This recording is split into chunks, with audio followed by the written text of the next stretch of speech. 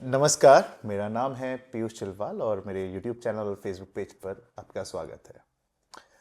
किसी भी शहर का जो थिंक टैंक होता है वो उसकी दशा और दिशा तय करता है। ऐसा हम इसलिए कह रहे हैं क्योंकि आज हम रामनगर के थिंक टैंक में हैं और रामनगर की दिशा और दशा क्या होगी भविष्य में वो यहाँ पढ़ने वाले बच्चे तय करेंगे, क्योंकि जहाँ हम हैं वो है PNG-PG कॉलेज रामनगर, जो अपने लगभग 50 साल अब पूरे करने की ओर अग्रसर है।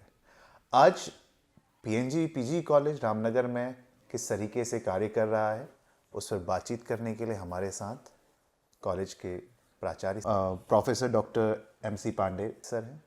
स्वागत है सर आपका हमारे इस खास कार्यक्रम में।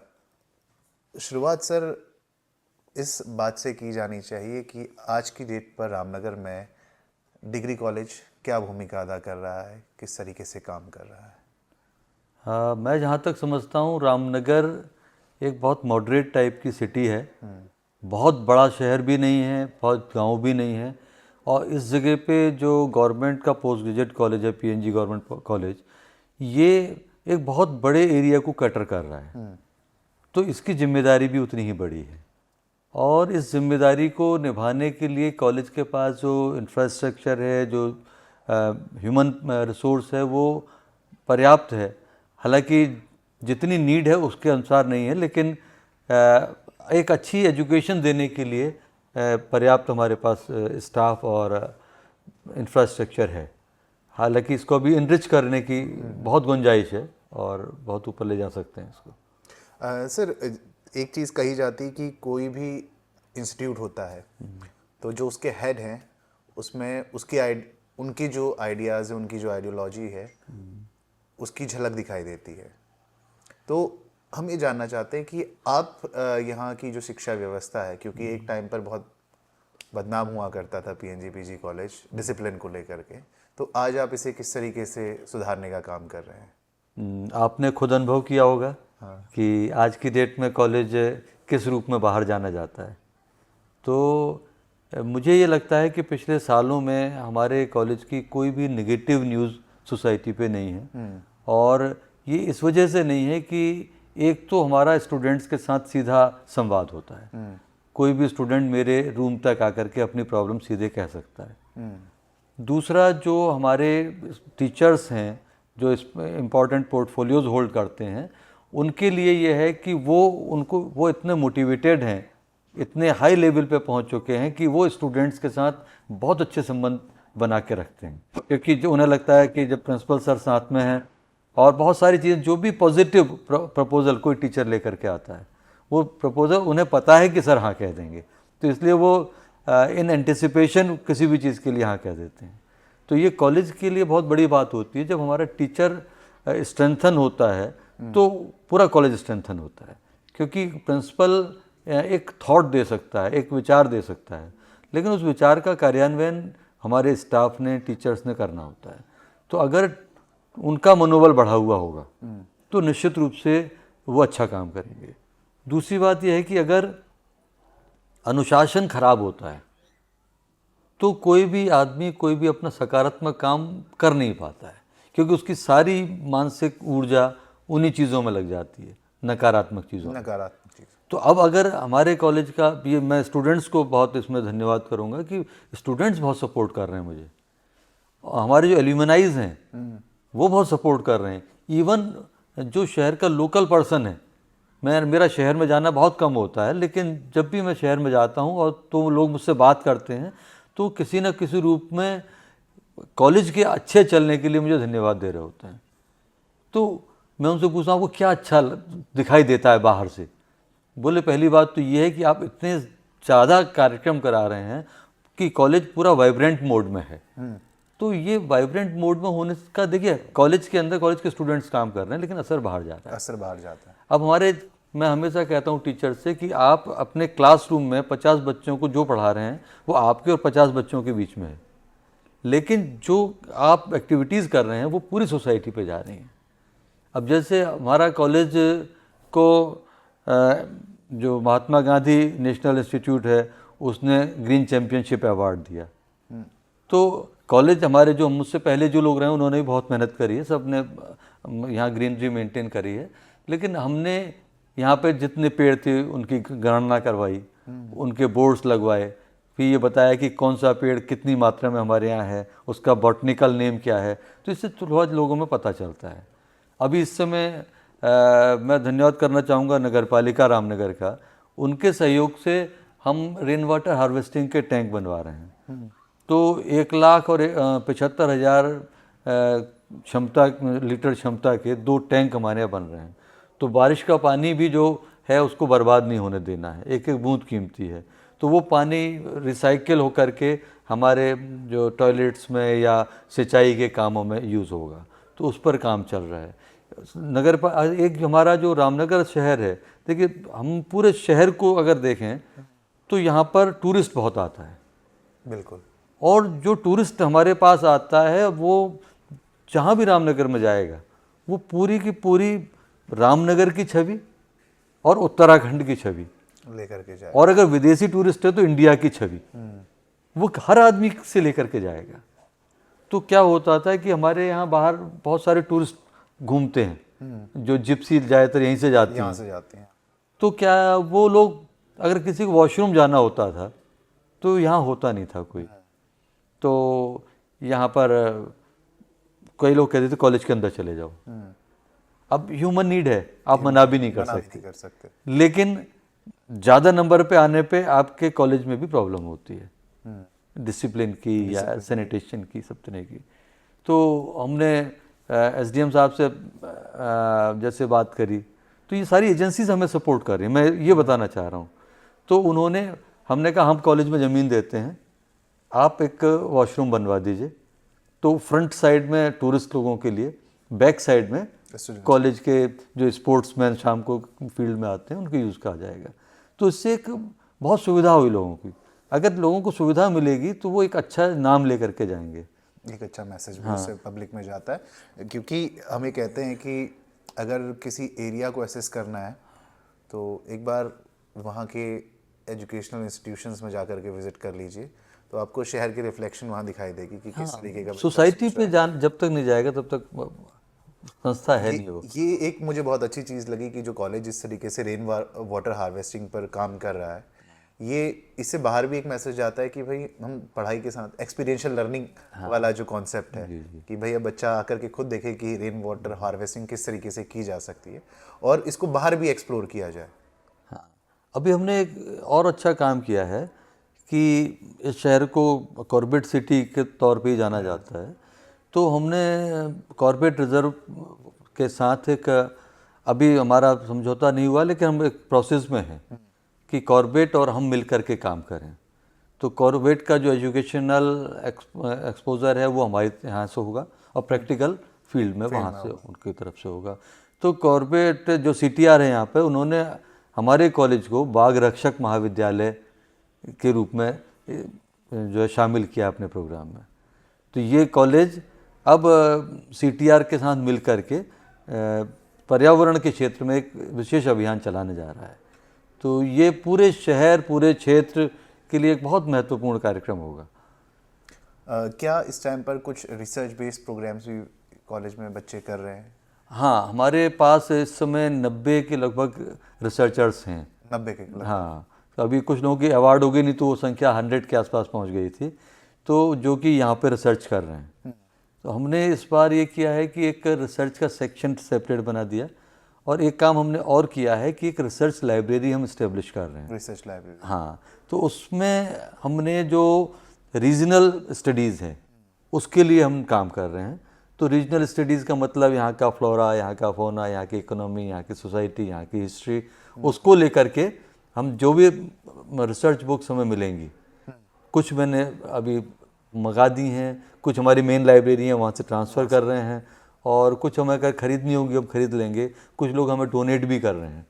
तो इस तरह से एक हम रिसर्च लाइब्रेरी तैयार कर रहे हैं कि बाहर का अगर हमारा स्टूडेंट नहीं भी है तो कहीं बाहर के कॉलेज का भी अगर कोई स्टूडेंट यहाँ आना चाहे तो वो उस पर काम कर सकता है, वो देखे और एक्सप्लोर करे यहाँ चीज़ों को, और हम उसे पूरा मौका दें। जैसे अभी हिस्ट्री में ही है तो हमारे यहाँ एक रिसर्च हो रही है, तो हमने लोकल हिस्ट्री पे कहा है उसके आप काम करें। लोकलाइज प्रोजेक्ट हाँ, की आप गर्जिया पर करिए, कि रामनगर की हिस्ट्री, बैराज पर करिए, तो आप उसपे- आसपास के एरियाज पे कीजिए, आप देखिए किस तरीके से शहर ग्रोथ कर रहा है। टीचर्स से हमारी बात हुई तो सब टीचर्स तैयार हो गए थे। उनके हमने ठीक है, मैंने ज़्यादा कोशिश करो कि आसपास के एरिया को हम एक्सप्लोर करें। लोकलाइज प्रोजेक्ट क्योंकि मैं भी एजुकेशन के सेक्टर से बिलोंग करता हूँ, तो मुझे भी लगता है कि शायद हमें ज़्यादा से ज़्यादा जो होमवर्क होना चाहिए बच्चों को वो लोकलाइज चीज़ों पर होना चाहिए। हाँ, हम विदेश यात्रा या विदेश में भी गोवा और वहाँ मेघालय घुमाएं और अपने नैनीताल अल्मोड़ा ज़िले को भी अगर एक्सप्लोर ना करें ना तो कर उसका कोई फ़ायदा कोई नहीं फायदा है। नहीं है। पहले हम अपना घर तो अच्छी तरह देख लें।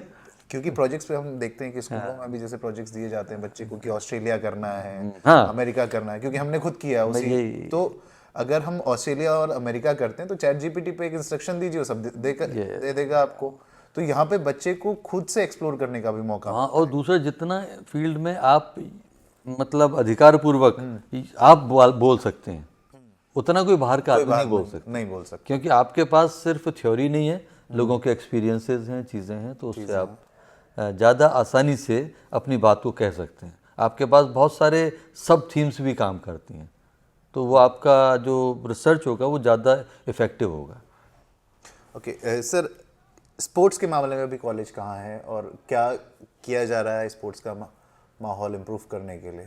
स्पोर्ट्स में देखिए, हमारा कॉलेज पहले से भी लगातार मेहनत करता रहा है। हाँ, लेकिन अब ये होता है कि रामनगर जो शहर है, अगर मैं बात करूं आसपास के अपने अदर कॉलेजेस के मुकाबले, तो कम प्रिविलेज्ड है। बिकॉज जैसे हल्द्वानी है, वहाँ पे स्टेडियम है, रुद्रपुर है, वहाँ पे स्टेडियम है, तो रामनगर में कोई स्टेडियम नहीं है। स्टेडियम नहीं।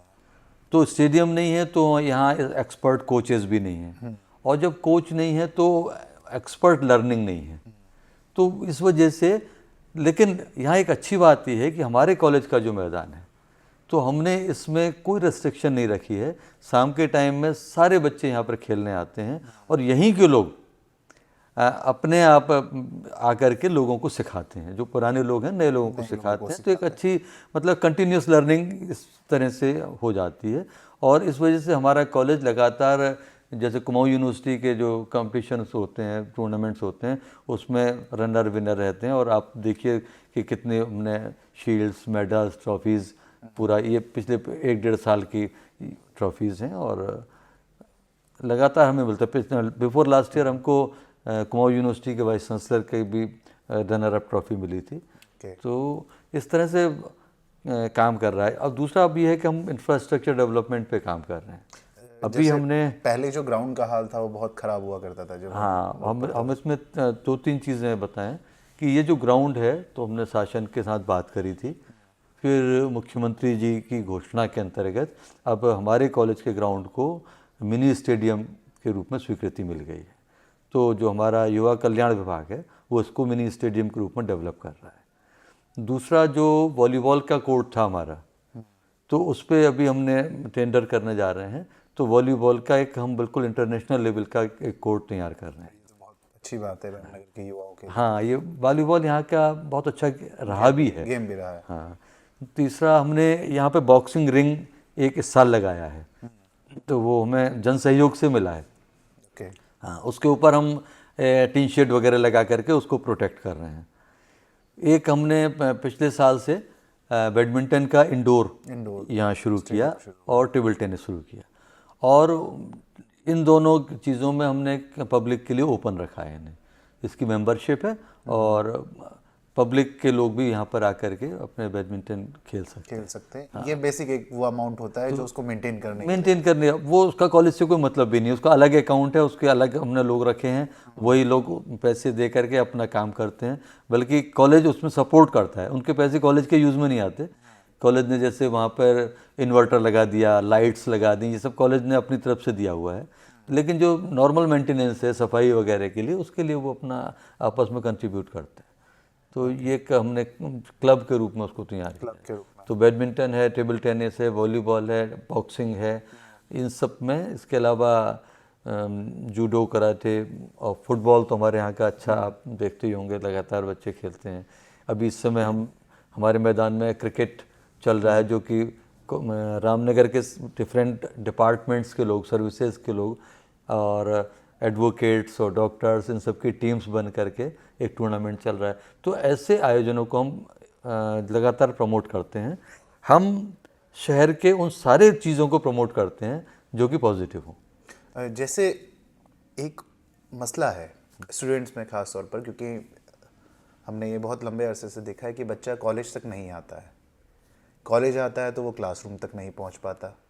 तो इसको कैसे डील कर रहे हैं, किस तरीके से उसको क्लासरूम में बैठाने की कोशिश नहीं, ये एक समस्या कई विरोधाभासों से बनी हुई है। ये कोई एक समस्या है ही नहीं, ये कॉम्प्लेक्स प्रॉब्लम है और इस वजह से इसका आसान हल भी नहीं है। देखिए, जब भी हम कोई प्रोजेक्ट चलाते हैं तो उससे पहले उसके ऑब्जेक्टिव तय करते हैं और हमारे साथ स्थिति ये है कि सरकार के तौर पर अगर हम देखें तो वो चाहती है कि कोई भी व्यक्ति शिक्षा से वंचित ना हो। एक चीज़ ये आ गई। दूसरी तरफ जब हम क्वालिटी एजुकेशन पे बात करते हैं तो वहाँ पर ये होता है कि यूजीसी कहती है कि 20 बच्चों पर एक टीचर होना चाहिए।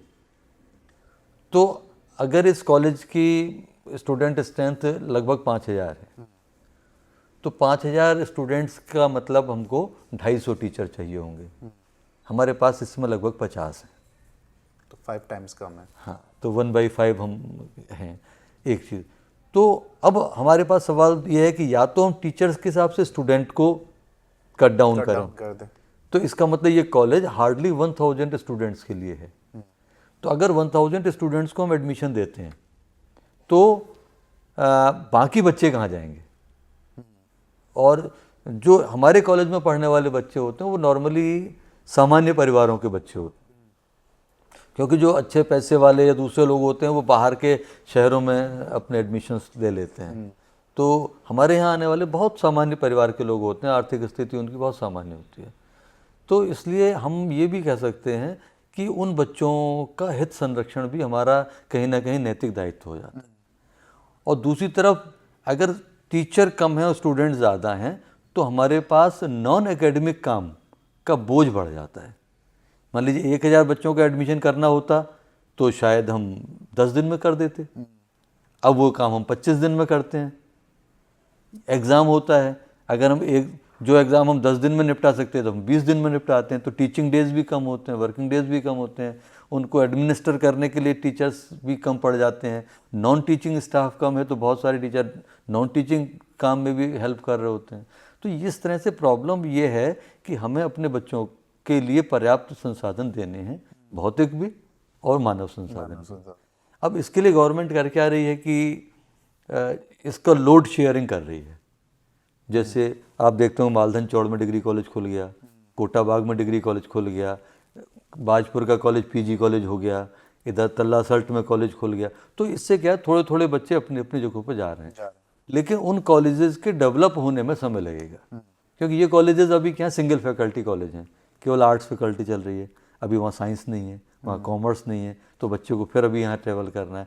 तो जैसे जैसे ये कॉलेजेस डेवलप होते जाएंगे वैसे वैसे इन बड़े कॉलेजेस को, जैसे रामनगर है, हल्द्वानी है, रुद्रपुर, इनका लोड कम हो जाएगा। और जैसे जैसे लोड शेयरिंग होगी, अच्छा फिर कुछ प्राइवेट प्लेयर्स भी आएंगे, तो हमें क्वालिटी मैनेजमेंट के लिए टीचर स्टूडेंट का रेशियो तो मेंटेन करना ही पड़ेगा। तो हमें अगर क्लास में बच्चा बढ़ाना है, अच्छा अब यह है कि तभी आप, जैसे आप टीचर अगर अदर वर्क्स पे नहीं जाएगा, अपनी क्लासेस पे ही ज़्यादा कंसंट्रेट करेगा तो क्लास को ज़्यादा अच्छा पढ़ा पाएगा। बिल्कुल, ये बात तो लाजमी है कि अगर टीचर क्लास में ज़्यादा होगा। हाँ, तो अगर कंटिन्यूटी किसी वजह से टूटती है क्लास की तो स्टूडेंट को इम्पेक्ट करती है। दूसरा, थोड़ा सा अब हम उसको दूसरा पक्ष कर लें तो स्टूडेंट आना चाहता भी नहीं है, तो ऐसे स्टूडेंट्स को डिस्करेज भी करना बहुत ज़रूरी है, क्योंकि हायर एजुकेशन मुझे नहीं लगता कि सभी के लिए ज़रूरी है, क्योंकि बेसिक एजुकेशन या सेकेंडरी एजुकेशन तक तो हमें ज़रूरत है। इसके बाद स्टूडेंट्स वही हायर एजुकेशन में होना चाहिए जो हायर एजुकेशन के लिए सीरियस हो। अदरवाइज़ जो लाइफ के लिए जो नेसेसरी अर्निंग्स हैं उसके लिए हमारे पास सेकेंडरी एजुकेशन तक पर्याप्त एजुकेशन हो जाती है।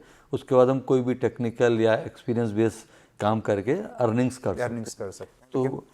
तो एक जनरली ये ट्रेंड हो गया कि चलो हाई स्कूल के बाद आप क्या करें, इंटर कर लिया, इंटर के बाद आप क्या करें, चलो डिग्री कॉलेज में एडमिशन ले लेते हैं या तफरी के लिए एडमिशन ले लेते हैं।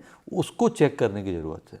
तो उसके लिए कॉलेज किस तरीके हाँ, तो उसके लिए अब ये है कि क्लासेस में अटेंडेंस कंपलसरी होनी चाहिए। तो अटेंडेंस कंपलसरी करने का लगातार कोशिश हो रही है। लेकिन अब क्या हो रहा है कि अगर बहुत ज़्यादा स्ट्रिक्ट यूनिवर्सिटी हो जाए या गवर्नमेंट हो जाए तो एक बहुत बड़ा नंबर एग्ज़ाम से छूट जाएगा। तो इसमें धीरे धीरे करके उस पर लगाम लगाई जा रही है। अब क्या हो जाए, सेमेस्टर सिस्टम आया तो थोड़ी सी अटेंडेंस बढ़ गई, क्योंकि इसमें प्रोजेक्ट वर्क, असाइनमेंट, ये काम बढ़ गए, तो इस वजह से स्टूडेंट का थोड़ा आना बढ़ा है। लेकिन अब हम अगर ये देखें कि जितने स्टूडेंट हमारे यहाँ हैं उनको बैठाने के लिए हमारे पास उतने ही क्लासरूम्स भी होने चाहिए, उतने स्टूडेंट्स के साथ उतने टीचर भी होने चाहिए। तो वो वहाँ पर कहीं मिसमैच है। तो ये मिसमैच जैसे जैसे कम होगा तो स्टूडेंट्स का आना अपने आप ठीक हो जाएगा। हाँ, जो विलफुल डिफ़ॉल्टर्स हैं उनको तो उन पर नकील कसने की ज़रूरत है, उनको थोड़ा बाहर करने की ज़रूरत है। हम इसीलिए स्टूडेंट्स के लिए प्रोग्राम इतने चलाते हैं कि उन्हें कॉलेज में आने में मज़ा आए। तो अभी आप देख रहे होंगे हमने एक ओपन एयर थिएटर बनाया है, तो उसमें भी हम प्रोग्राम्स कराते रहते हैं और कल्चरल प्रोग्राम्स लगातार होते रहते हैं। अभी जैसे हमारे स्टूडेंट हैं तो म्यूज़िक के स्टूडेंट, उनको हमने कहा म्यूज़िक एल्बम बनाओ, तो उन्होंने कॉलेज में ही शूट कराया पूरा। तो इस तरह के थोड़ा सा एंटरटेनमेंट अगर रहे, इंटरेक्शन रहे तो अच्छा रहेगा बच्चों के लिए। क्या किसी तरीके के क्लब्स भी बने हुए हैं कॉलेज में? हाँ, स्टूडेंट्स को लेकर के, कि चाहे लिटरेचर क्लब हो या हिस्टोरिकल क्लब हो या हमारा कल्चरल क्लब तो है ही है। इसके अलावा हमारे सारे डिपार्टमेंट जो हैं उनकी अपनी डिपार्टमेंटल एसोसिएशन है, विभागीय परिषद जिसको हम बोलते हैं, वो अपने अपने यहाँ प्रोग्राम्स कराते हैं। इसके अलावा जो हमारा जो मैगज़ीन सेक्शन है उसमें स्टूडेंट एडिटर भी होते हैं, तो वो भी काम करते हैं। अभी हमने एक वॉल मैगज़ीन भी शुरू कराई कॉलेज के लिए कि जो स्टूडेंट्स अपने विचार इसमें देना चाहें। एक हमारा एनुअल मैगज़ीन तो निकलती ही है, एक हमने क्वार्टरली बुलेटिन निकाला है। तो वो क्वार्टरली बुलेटिन में आपको दिखाऊं तो ये इस तरह से हम इसको निकाल रहे हैं। तो इसमें कॉलेज के एक क्वार्टर की एक्टिविटी सारी की सारी आ जाती हैं। तो इस तरह से एक्टिविटीज़ पब्लिक में भी जा रही हैं, स्टूडेंट्स के बीच में भी जा रही हैं। उन्हें पता चलता है अच्छा ये प्रोग्राम भी हो गया हमारे यहाँ, तो वो पूछते हैं अपने साथियों से, फिर वो जुड़ते हैं। तो ऐसे करके हमारे हमने एक काम और किया कि पहले ये होता था कि डिपार्टमेंटल एसोसिएशन अपने डिपार्टमेंट के बच्चों के लिए प्रोग्राम करती थी, उसके अलावा बाहर के लिए नहीं करती थी। अब हमने उसमें ये किया है कि हमारे पास 18 डिपार्टमेंट हैं बीएड सहित, तो हमने कहा हर डिपार्टमेंट एक प्रोग्राम कराएगा, लेकिन वो प्रोग्राम सारे कॉलेज के लिए ओपन होगा। तो इससे क्या हुआ, एक स्टूडेंट को 18 प्रोग्राम में पार्टिसिपेट करने का मौका मिल गया। जबकि पहले होता था अपने एसोसिएशन एक प्रोग्राम या 2 प्रोग्राम करती थी, उसी में वो पार्टिसिपेट कर पाते थे। तो ये एक एक्सपोजर देने की, मतलब थोड़ा सा हमने पॉलिसीज चेंज करी हैं, तो इसकी वजह से ज़्यादा लोग हमारे से जुड़ रहे हैं, ज़्यादा लोग हमारे साथ आ रहे हैं। तो ये चीज़ें हैं। तो दूसरा हमने एक ऑनलाइन सीरीज़ शुरू करी गुरुदिवस व्याख्यानमाला नाम से। तो उसमें हमने क्या किया है कि हम साल में 20 लेक्चर कराते हैं। एक्चुअली हमारे पास 18 डिपार्टमेंट्स हैं, तो हर एक लेक्चर एक डिपार्टमेंट होस्ट करता है और 1-2 लेक्चर हम जनरल कराते हैं। तो वो उसमें उस सब्जेक्ट का कोई एक्सपर्ट पूरे पैन इंडिया या इवन बाहर से भी हम बुला लेते हैं ऑनलाइन, और वो वहाँ 1 घंटे का लेक्चर होता है और उस पर वो अपना पूरे जो है किसी विषय से संबंधित जनरल जानकारियाँ देते हैं, जिससे कि अदर सब्जेक्ट के लोग भी उससे बेनिफिटेड हो जाएं। तो इससे हमारा 4था साल है, तो हमारे करीब 65-66 लेक्चर्स उसमें हो चुके हैं टोटल। तो लगातार इस पे काम कर, और इसमें फ़ायदा ये है कि हम लिंक शेयर करते हैं, तो अदर कॉलेजेस के स्टूडेंट्स और टीचर्स भी उसमें शामिल होते हैं। इवन अगर पब्लिक के भी लोग शामिल होना चाहें तो उनके लिए ओपन रहता है। तो हम उसको डिस्प्ले करते हैं, तो जो लोग, जिन लोगों तक भी लिंक्स जाते हैं तो वो लोग उसमें शामिल हो जाते हैं। क्योंकि हमारा जो मैक्सिमम व्यूअर है वो बच्चों के पेरेंट्स हैं, तो क्या कोई मैसेज आप पेरेंट्स तक पहुंचाना चाहते हैं इस मंच के माध्यम से? पेरेंट्स को देखिए, हम ये मान के चलते हैं स्पेशली गर्ल्स के मामले में भी कि कोई भी पेरेंट कॉलेज में अगर बच्चे को भेज रहे हैं तो किसी भरोसे से भेजते हैं। उनको ये लगना चाहिए कि हमारा बच्चा वहाँ जा रहा है तो ठीक स्थिति में होगा। तो उसकी वजह से उनको सुरक्षित रखना भी ज़रूरी है। तो कुछ हार्ड स्टेप भी हमें लेने पड़ते हैं। तो कैंपस के अंदर हमारा प्रोक्टोरियल बोर्ड घूमता है, दूसरा करता है। किसी प्रकार की अगर कोई हरकत हमें गलत दिखाई देती है तो उसको टोक करके, समझा करके या फिर प्रशासनिक एक्शन ले करके हमें उसको रोकना होता है। इवन ट्रेसपासिंग बहुत बढ़ गई थी तो उसके लिए हमने पूरी बाउंड्रीज़ को ऊंचा करके और बंद करके कांच लगा करके किसी भी तरह से कैंपस को प्रोटेक्ट किया, जिससे कि किसी प्रकार के बाहर के गलत तत्व कॉलेज में प्रवेश ना करें। तो एक तो ये काम हुआ। दूसरा, हमारे पास जो एडमिशन का सिस्टम है उसमें हम बच्चों के पास मैसेजेस भी, मास मैसेजिंग का काम भी करते हैं। तो वो बच्चों के पेरेंट्स को भी पता होता है कि हमारे बच्चे का एडमिशन में नंबर आ गया है, बच्चे की फ़ीस जमा हो गई है। तो ये मैसेज भी जाते रहते हैं। फिर तीसरा सबसे बड़ा मैसेज ये है हमारे जो समाचार पत्र हैं। तो यहाँ हमारे सारे समाचार पत्रों में लगातार जो एक्टिविटीज़ आती हैं उसमें देख करके उनके पेरेंट्स भी आश्वस्त रहते हैं कि हमारा बच्चा ठीक जगह गया है और काम कर रहा है, पढ़ रहा है। तो अभी हम अगले कुछ दिनों में हम अपने कॉलेज के टॉपर्स को सम्मानित करने वाले हैं। पिछले साल भी किया था 26 जनवरी को। इस बार 26 जनवरी को चूँकि कॉलेज में वैकेशन थी तो इस बार हम अलग से प्रोग्राम कर रहे हैं।